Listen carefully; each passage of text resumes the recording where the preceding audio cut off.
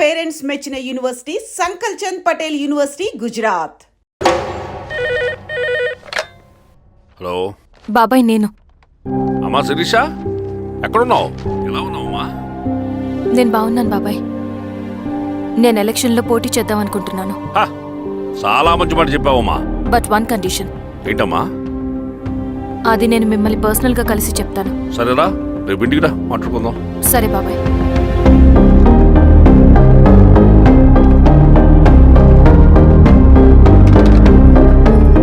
ఏమైంది నీకు? ఇంత జరిగిన తర్వాత కూడా మళ్ళీ ఎలక్షన్స్ అంటున్నావు? తప్పదు స్వప్న, రవి కోసం ఇది చెయ్యాలి. ఈ ఎన్కౌంటర్స్ ఆపకపోతే రవికి ప్రమాదం. నేను ఎలక్షన్స్లో నిలబడతానంటే వాళ్ళు ఎన్కౌంటర్స్ ఖచ్చితంగా ఆపుతారు. అదెలా? నేను తప్ప వాళ్ళకి వేరే ఆప్షన్ లేదు. ఉండుంటే ఇప్పటికే ఎలక్షన్స్ జరుగుండేవి. రేపు బాబాయ్ని కలుస్తాను. స్వామి, రవి దగ్గరికి పోని.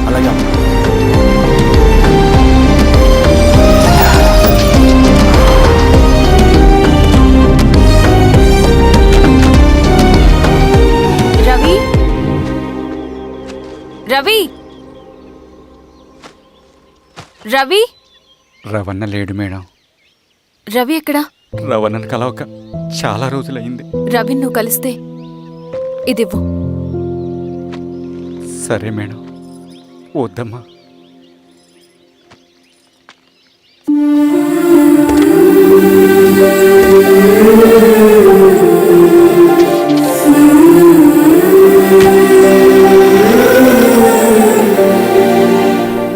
రామా శిరీష, రా. ఎలా ఉన్నావు? బాగున్నాను బాబాయ్. దా కూర్చో. ఏంటి ఏదో మాట్లాడాలన్నావు? బాబాయ్, మీరు చెప్పినట్టే చేస్తాను. కానీ ఎవరి వైపు నుంచి జరిగినా హింస మంచిది కాదు. మీరుండి కూడా ఇలా జరగడం ఏం బాలేదు. ఇప్పుడు జరుగుతున్నది కొన్ని రోజులు ఆపించండి. ఏది జరిగినా యాజ్ పర్ లా జరగాలి. ఏ సార్, అర్జెంటుగా పళ్ళని రమ్మను. సరే సార్.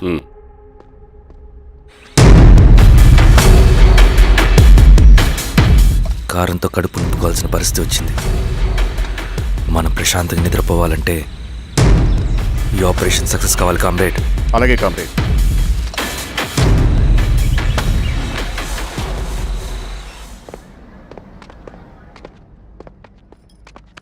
నమస్కారం సార్. పళ్ళని పిలిచారంట? అది ఇప్పుడు జరిగే ఎన్కౌంటర్స్ అన్ని కొంతకాలం ఆపండి సార్.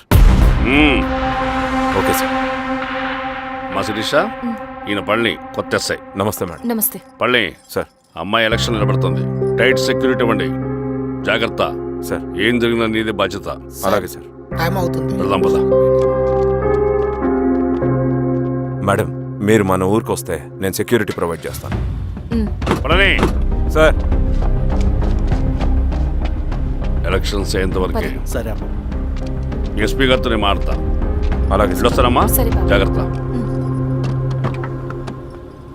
మేడం పదండి. రండి మేడం, కూర్చోండి. పదవీరా స్వామి.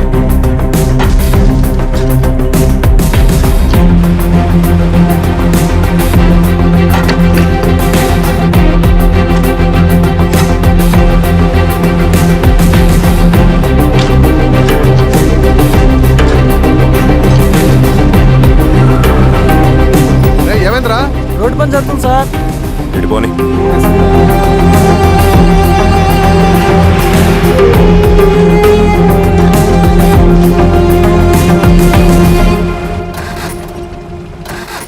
అరే బండాపు సార్. ఎందుకో? మేడం గారు కారు ఆగినట్టుంది సార్. ఏమైంది స్వామి? ఏమోనమ్మా, తెలియట్లేదు. దిగి చూస్తా.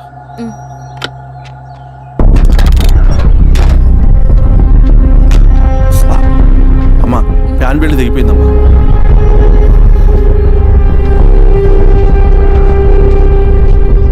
ఏమైనాది?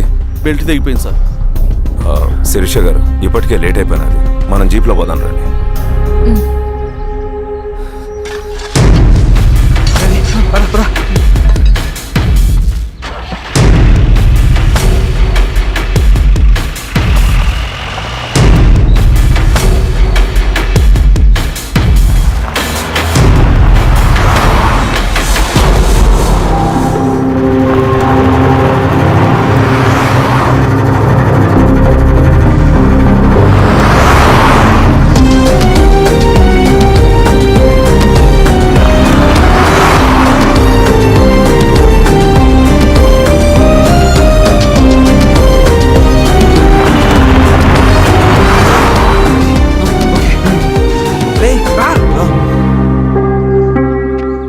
15 నిమిషాల్లో మీరు గుడ్ న్యూస్ వినబోతున్నారు కామ్రేడ్.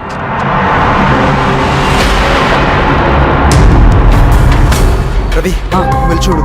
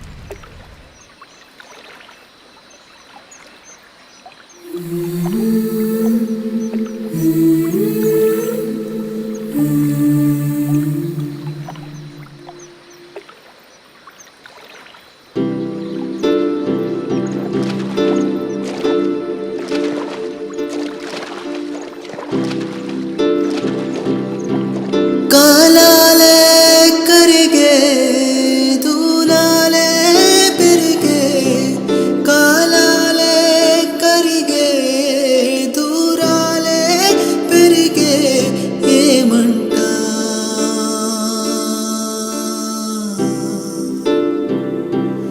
ఏమంట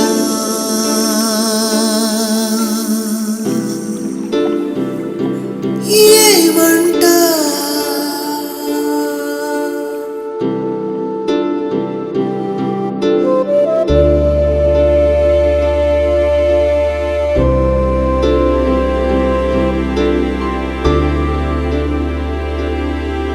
కథలెన్నో విన్నానే నిజమానుకున్నానే కడకేమో నా కలలు కథలాగా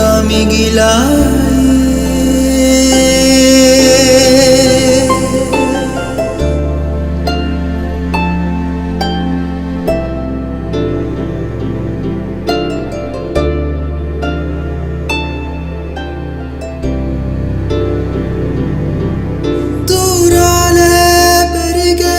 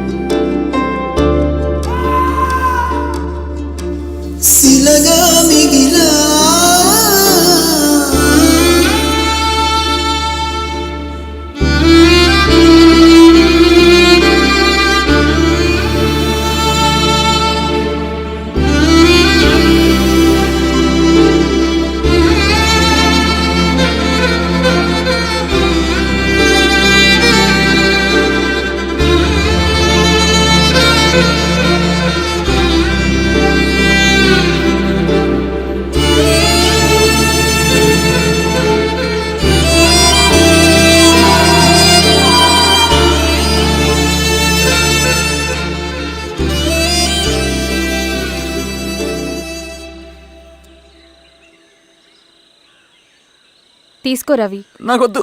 తిన్ రవి. ఎన్నాళ్ళు ఇలా ఉంటావు? నాకొద్దు.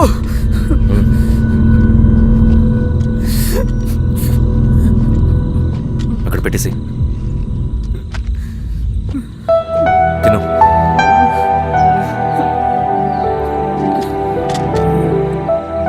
తినకపోతే చస్తావు. నేను చచ్చిపోయినా బాగుండేదన్నా. చేతకానడు పిరుకోడు మాత్రమే ఏడుస్తూ కూర్చుంటాడు. నువ్వు ఏడుస్తూ పిరుకోడని ప్రూవ్ చేయొద్దు. జరిగే యుద్ధాన్ని ఆపేసి అడవి మధ్యలో భౌతికత చెప్పడానికి నేను కృష్ణుడు కాదు, నువ్వు అర్జునుడివి కాదు. మన విప్లవకారులం రవి. మనకి డ్యూటీస్ తప్ప ఎమోషన్స్ ఉండకూడదు. ఈ చేతులు అయ్యా నాకు అన్యాయం జరిగింది అని చెప్పి ఏడ్చే వాళ్ళ కన్నీళ్ళు తుడడానికి, మనకి మనం ఓదార్చుకోవడం కోసం కాదు. ఎన్నిసార్లు గాయపడినా సైనికుడు వెళ్లాల్సింది యుద్ధానికి. సిద్ధంగా ఉండు.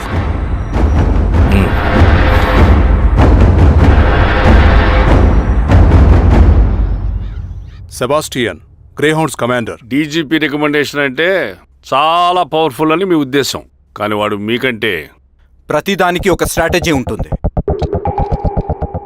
పావురం కోసం వల వేయాలి, చేపల కోసం గాలం వేయాలి. సింగన కోసం నా దగ్గర ఒక స్ట్రాటజీ ఉంది.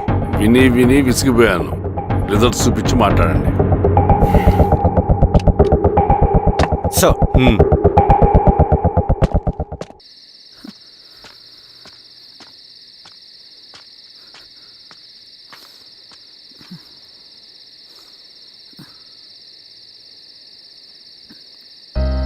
ఏమైపోయావన్నా ఇన్ని రోజులు? అసలు ఎలా ఉన్నావన్నా?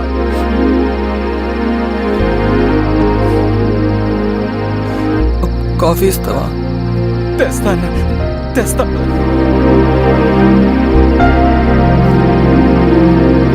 ఇదిగో అన్నా.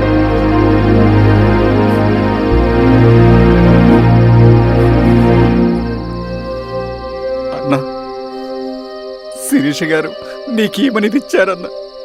శిరీష నా కోసం ఇక్కడికి వచ్చిందా? అవునన్నా, చనిపోయే ముందు ఇక్కడికి వచ్చారన్నా.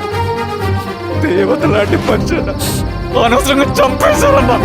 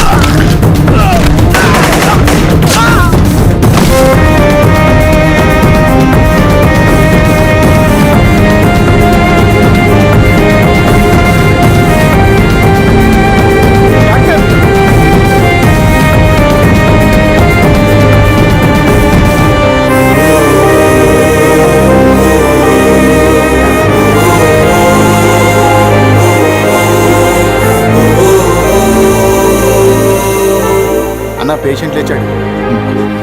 అన్నా అన్నా ఎక్కడికన్నా? నా పనుంది, ఆగురా. అన్నా రే ఆగు. అన్నా అన్నా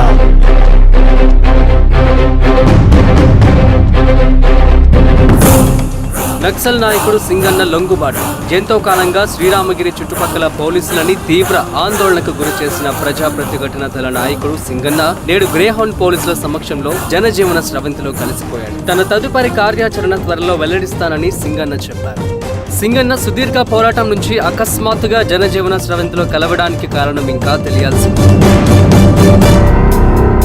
నువ్వు స్ట్రాటజీ గురించి చెబుతుంటే నేను ఏమో అనుకున్నా.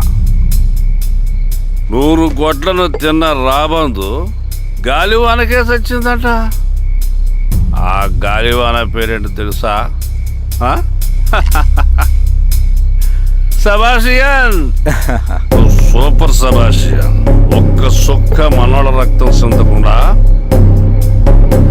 నువ్వు అంత పెద్ద నక్సలైట్ని పట్టుకున్నావంటే బా, నీ స్ట్రాటజీ మామూలు కాదబ్బా. నాకు ఇచ్చిన కమిట్మెంట్ మాత్రం మర్చిపోద్దు సార్.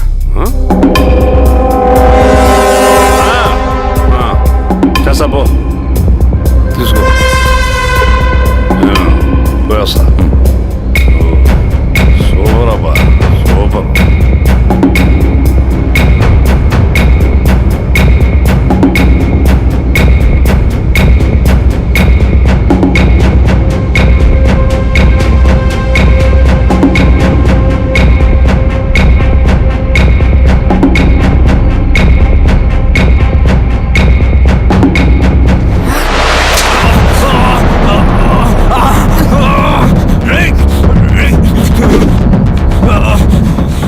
నువ్వు అన్న ఎక్కడ? నువ్వు సింగన్న మనిషివా? అడిగిన దానికి మాత్రం సమాధానం చెప్పు. సింగన్న కోసం చేస్తావా? భవిష్యత్తు గురించి ఇప్పుడే మాట్లాడా? జీవితం మీద ఆశుంటే చెప్పరా?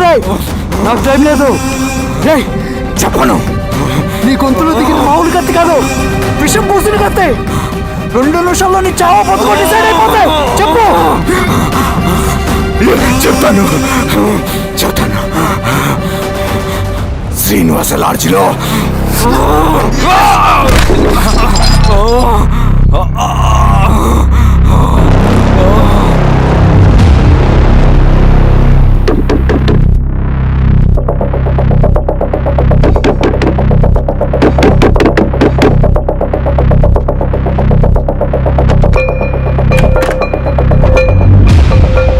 నువ్వేంటి ఇక్కడ?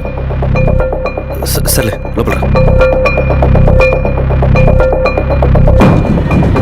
ఏయ్, ఏంట్రా ఇది?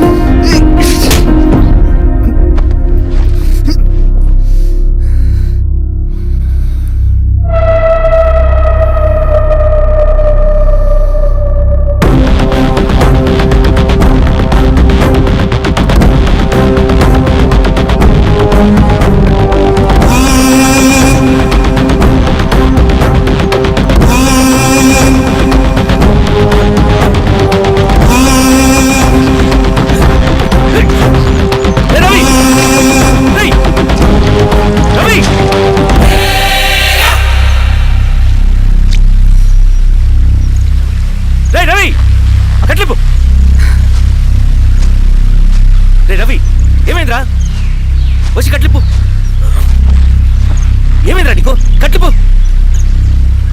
రే, ఆ పోలీసుకు లొంగిపోవటం, ప్రెస్ మీట్లో మాట్లాడటం అంతా నిజం అనుకుంటున్నావా? రే, అవంతా ఒక స్ట్రాటజీరా. యుద్ధంలో శత్రుబలు పెరిగినప్పుడు మనం ముండిగా ఎదురెళ్ళకూడదు, లొంగిపోయినట్టు నటించాలి. అది నిజంగా లొంగిపోవడం కాదురా, శత్రువుని ఏమార్చడం. నేను అదేరా చేశాను. అది నిజం అనుకోకు. ముందు కట్లిపురావి. విప్లవంలో నష్టం అన్ని వైపు నుంచి వస్తుంది. నువ్వు నేను ఇంకా మిగిలి ఉన్నాం కదా, ఇంకొక దళాన్ని నిర్మిద్దాం, విప్లవాన్ని కొనసాగిద్దాం. ముందు కట్లిపురా. ఏంట్రా? నువ్వు మాట్లాడిన ప్రతిసారి నాకు చప్పట్లు కొట్టాలనిపిస్తుంది అన్న. నువ్వు చెప్పేది నమ్మాలనిపిస్తుంది. ఇప్పుడు కూడా నమ్మేవాడిని కానీ ఇది ఆపుతుంది. మతం మత్తుమందు లాంటిదన్నాడు కార్ల్ మార్క్స్. కానీ అంతకన్నా పెద్ద మత్తుమందు కమ్యూనిజం. ఆ కమ్యూనిజం మత్తులో నుండి నిన్ను బయటకు తీసుకురావడానికి బలమైన సాక్ష్యం కావాలని నాకు అర్థమైంది. ఎలక్షన్ నుంచి విత్డ్రా అయ్యాక నేను నా ఫ్రెండ్ స్వప్న వాళ్ళ ఇంటికి వెళ్ళాను. రే అర్జెంట్గా 25 లక్షలు కావాలరా. Thank you.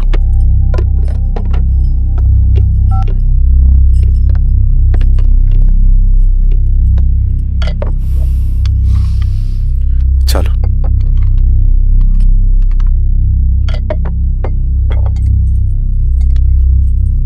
చాలు. చలో అని చెప్పాను కదా, అర్థం కాదే? ఏవండి ఏవండి ఏమైంది స్వప్న? నేను గమనిస్తూనే ఉన్నాను, మీరు ప్రశాంతంగా లేరు. శిరీష, ఆయన బిజినెస్ చాలా ఇబ్బందిగా మారింది. బయట అప్పు తెచ్చి మరీ ఇన్వెస్ట్ చేశారు. వర్క్స్ అన్ని సగంలో ఆగిపోయాయి. కాంట్రాక్టర్స్కి బాగానే మిగులుతాయి కదా. ఆయన ఏదీ క్లియర్గా చెప్పరు. నేను మాట్లాడినా డబ్బులైతే నేను హెల్ప్ చేస్తాను.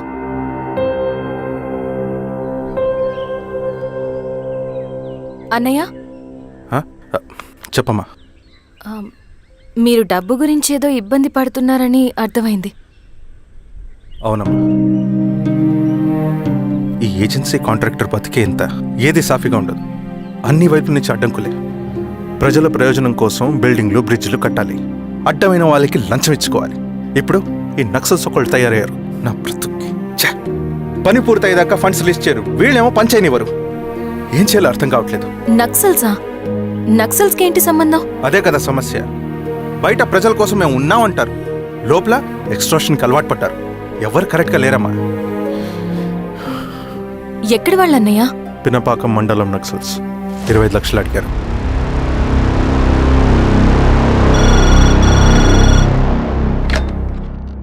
హలో ధర్మ, ఆ సింగన్న దళం గురించి నీకు ముఖ్యమైన విషయం చెప్పాలి.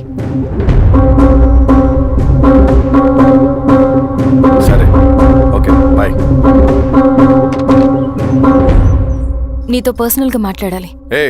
బయటకెళ్ళు. చెప్పు.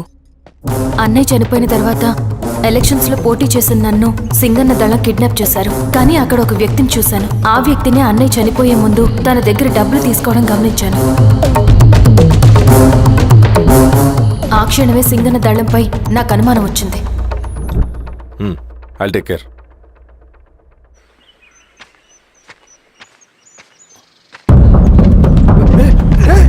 భయపడదు, మీ చంద్రుడు మనుషుల. నన్నేం చేయకండి. కూర్చోబెట్టండి. మీకు కావాల్సింది దీంట్లో ఉంది.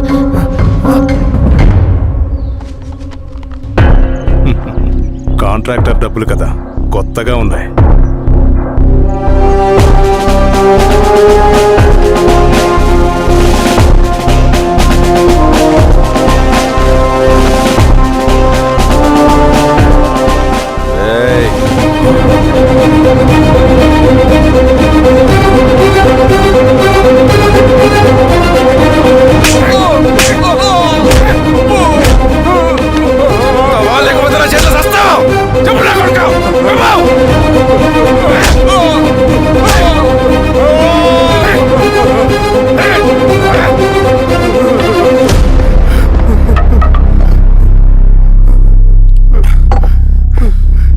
వీళ్ళ అన్న మీదున్న ప్రేమ అభిమానం ముందు మన పోలీసు లాఠీలు ఓడిపోయాయి. చంద్రన్ ఎన్కౌంటర్ ఎలాగూ పోతాడు.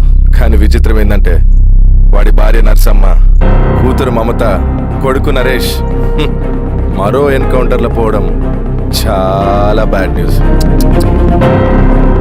చెప్పు శిరీష, ఏం చేయమంటావు? నువ్వు ఒక డెసిషన్ తీసుకున్న తర్వాత ఎవరి మాట వినవు కదా. హే దాస్ సార్. రేపు మార్నింగ్ న్యూస్ పేపర్ వద్దని చెప్పు. సరే సార్. తెలిసిన విషయం మళ్ళీ మళ్ళీ చదవాలంటే చాలా బోరింగ్. నేను చెప్తాను సార్, జరిగింది మొత్తం నేను చెప్తాను సార్. సింగన్న దగ్గర నేను 20 సంవత్సరాల నుంచి పనిచేస్తున్నారు సార్. పేదవాళ్ళ కోసం అన్న చేస్తున్న ఉద్యమంలో మేమందరం చాలా కష్టపడి పనిచేసేవాళ్ళం. కానీ ఒకరోజు నేను చెప్పిందంతా చెప్పి ఈశ్వర్ రెడ్డి దగ్గర 10 లక్షలు తీసుకురండి. దేనికన్నా ఇదంతా? దేనికేంటి? మొన్న ఆ కాంట్రాక్టర్ దగ్గర నుంచి, నిన్న బిల్డర్ దగ్గర నుంచి, ఈరోజు ఈశ్వర్ రెడ్డి దగ్గర నుంచి. అధికారం కోసం. డబ్బు ఉంటే అధికారం వస్తుంది, అధికారం ఉంటే డబ్బు వస్తుంది. నాకు రెండూ కావాలి. హిట్లర్ పెయింటర్ అవుదామని అకాడమీలో జాయిన్ అవ్వాలనుకున్నాడు, కానీ పనికిరాడని చెప్పి రిజెక్ట్ చేశారు. హిట్లర్ ఏం చేశాడు?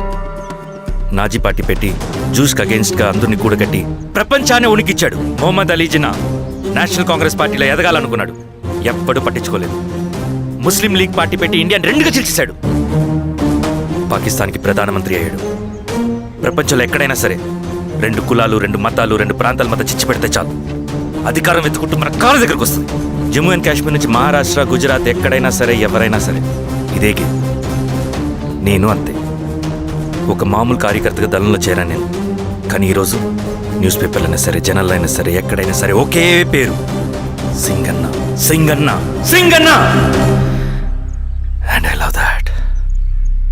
నక్సల్స్ కొంటే ఈ అడవినే శాసిస్తాం, రాజకీయాల్లోకి వస్తే రాష్ట్రాన్ని శాసిస్తాం.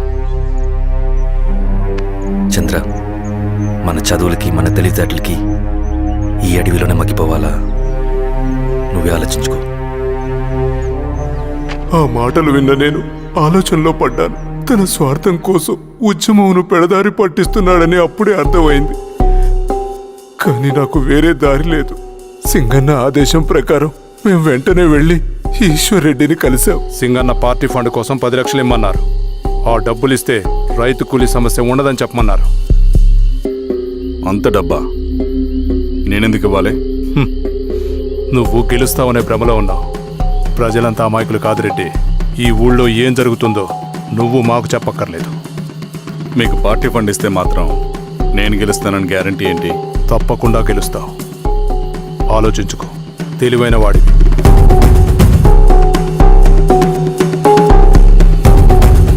సరే.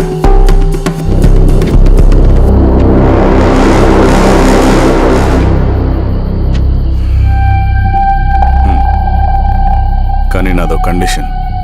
నేను సింగన్ని పర్సనల్గా కలవాలి. చూస్తా. కానీ ఒక విషయం, ఈ మ్యాటర్ బయటికి రాకూడదు. జాగ్రత్త. సింగన్న స్ట్రాటజీ ప్రకారం మాకు ఈశ్వర్ రెడ్డి దగ్గర నుంచి డబ్బులు వచ్చాయి. అప్పుడు నరసింహుల్ని పిలిపించి, నువ్వు ఎలక్షన్ నుంచి విత్డ్రా అవ్వాలి నరసింహులు. విత్డ్రానా? 30 సంవత్సరాల తర్వాత వచ్చిన అవకాశం అన్నా ఇది. గెలిచే ఎన్నికల్లోంచి తప్పుకోమంటారేంటి? ఎందుకన్నా? నిన్ను ఈ ఎలక్షన్లో నిలబెట్టింది కమిటీయే, విత్డ్రా చేయమనేది కమిటీయే. సెంట్రల్ కమిటీ ఏం డిసైడ్ చేసినా అది మనం ఫాలో అవ్వాలి.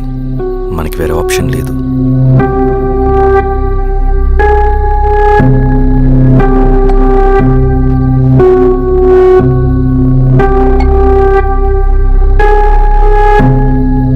నన్ను నమ్ముకుని చాలామంది ఉన్నారన్న. మీరు వద్దన్నా సరే నేను ఇండిపెండెంట్గా పోటీ చేస్తా. నీ పట్టుదల నాకు అర్థమైంది నరసింహులు. సెంట్రల్ కమిటీతో మరొకసారి నేను మాట్లాడతాను. కొంచెం వెచ్చి, తొందరపడద్దు. లాల్ సలాం. లాల్ సలాం. తన మాటకి ఎదురు చెప్పిన నరసింహుల్ని క్రూరంగా హత్య చేయించి ఆ హత్యను ఈశ్వర్ రెడ్డి చేయించాడని అందరినీ నమ్మించి ఆ తర్వాత ఈశ్వర్ రెడ్డిని కూడా. ఏంటి ఈశ్వర్ రెడ్డి గారు, కలుద్దామనుకున్నాం కానీ ఇలా కలుస్తామనుకోలేదు. ఏంటంత కోపం? ప్రజానాయకుడు నరసింహులు చంపినందుకు నీకు మరణదండనే. ఇంతకి నన్ను ఎందుకు కలుద్దామనుకున్నావు? నర్సన చావుకి నాకు ఏ సంబంధం లేదు. నిన్ను కలిసి ఊరు సమస్యలు, ప్రజా సమస్యలు పరిష్కరి. అడవికి సింహం రాజు, అడవైనా ఊరైనా